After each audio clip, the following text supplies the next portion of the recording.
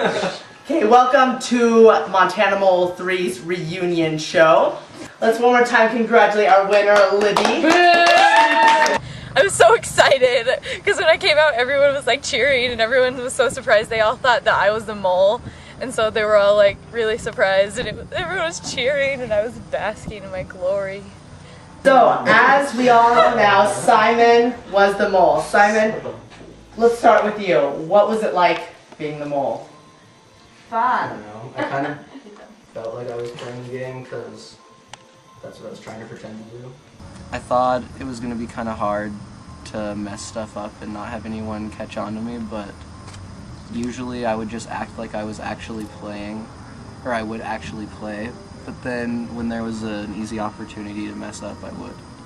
So no one really caught on. Who ever voted on a quiz that the mole was Simon? I did. Let's go. Who did everybody vote for when they were executed? I voted for Tate. I voted for Kevin. I voted for Chris. I voted for Bryce. I voted for Edda. I voted for Tate. I voted for Bryce. Actually, I thought it was Bryce or Simon. Actually, I thought it's Simon, but I couldn't vote for him because if I would have everything wrong, then I would be out of the game, and nobody else wanted to vote for him. I voted for Simon! I would like everyone to know that I voted for Simon when I got out.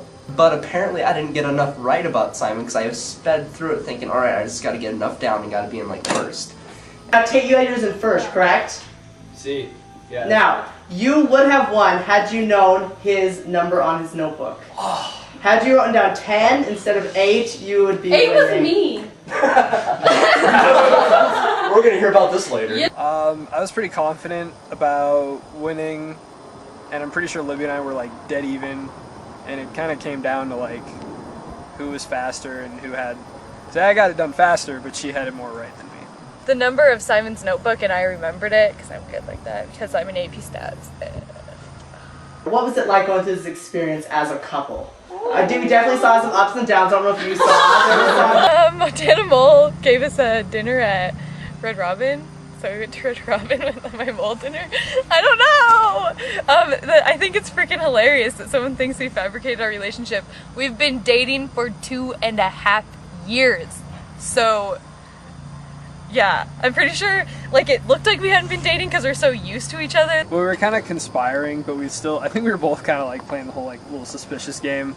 But I think like knowing each other and dating so long, we would have figured it out anyway. We're just like that. I'm just like, yeah, stupid, and he's like, I'm sorry, and that's just how our relationship is. Average for Edda, what was it like playing the game as a foreigner with all of these crazy Americans? And what do you think of the word aardvark? I hate the word.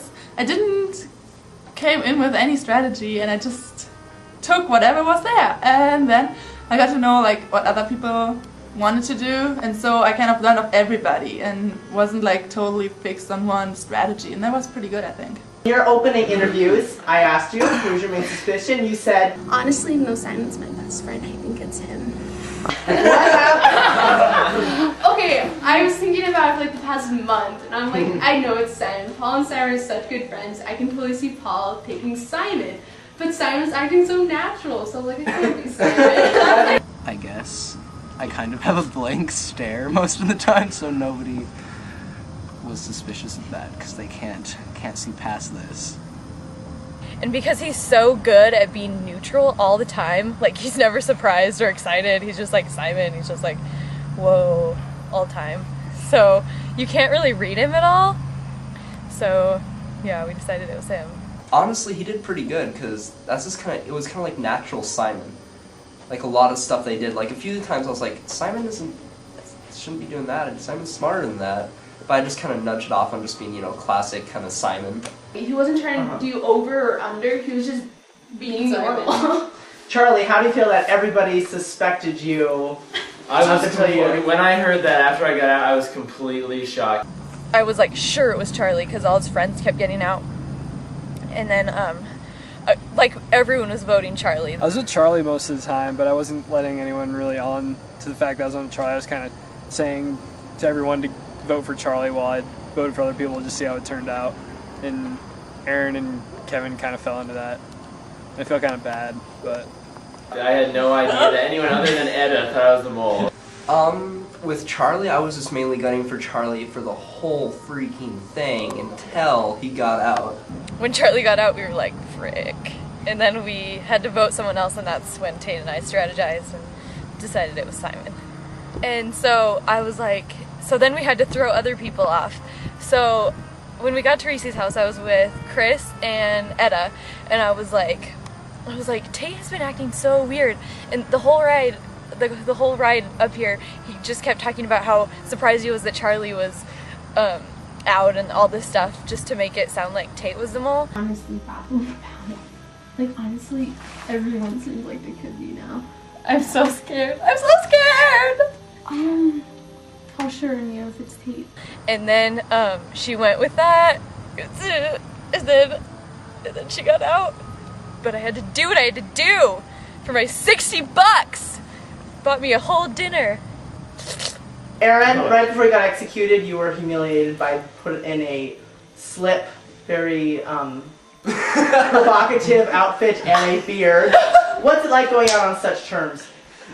It's not fun at all. No, you feel like people can see right through you and they can't. They were black. That's fine. Hey Aaron, you're welcome. Okay, my question for Kevin. Kevin, definitely a model student, I would say, but you weren't necessarily the model player. Why not? What led to your downfall so early in the game? The fact that I didn't have a strategy at all, that might have been it. What was it like being such a big fan, actually playing it and getting out so early? Well, actually, I thought I had the advantage. Apparently, it didn't really work out too well. And I guess it was fun, but I wish I went further because I would have more of the experience. But I guess I just suck. Okay. And Reese, I have to say, going in, you probably to me were the most excited for it, the most talked about me. Your strategy was all in place. Everything was all lined up. You were going to win. You were going to study strategies on You were going to study strategies on Wikipedia. You had it down pat. What happened?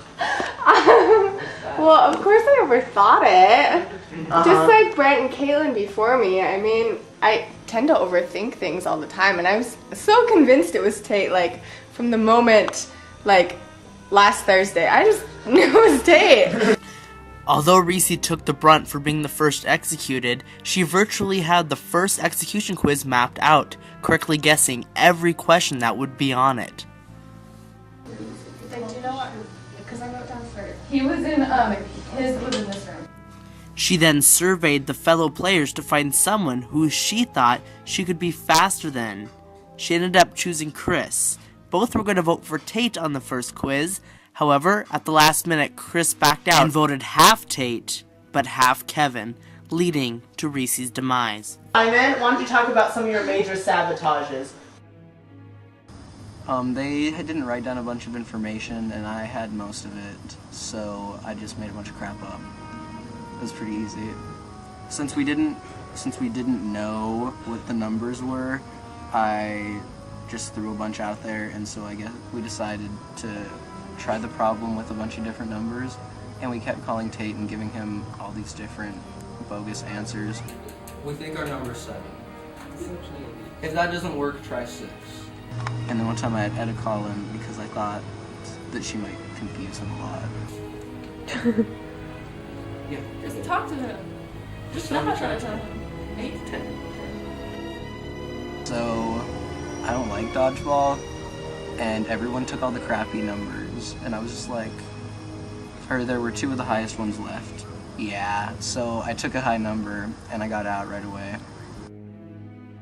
First word, address. If I spelled address wrong, everyone would have known because only Bryce would have spelled address wrong. Then, acquire.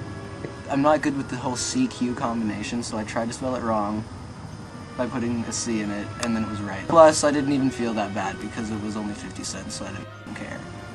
Say that. So then, fallacy was my word, playing for the exemption. And I figured that I should let someone else get the exemption because then they'd keep it for themselves and not get more monies. Little did I know, it fell into the hands of Chris, who gave it to Libby. The board of directors of Montana Mole 3 told me that I needed to be Iago. So I was pretty gung-ho about being Iago, so I got it. Yeah, so then I was him because he had the most lines, and that made it pretty easy to mess them up. And I knew that the judging would be on hitting keywords in the script, so I just kind of took the summary. I summarized every sentence and then like rearranged it so that they wouldn't really think it was weird because I knew what was going on, but I just said it differently. And then, so I think I did a pretty good job on that, but then John gave them all the points. You guys passed the task and you've added money to your pot. Clap for you.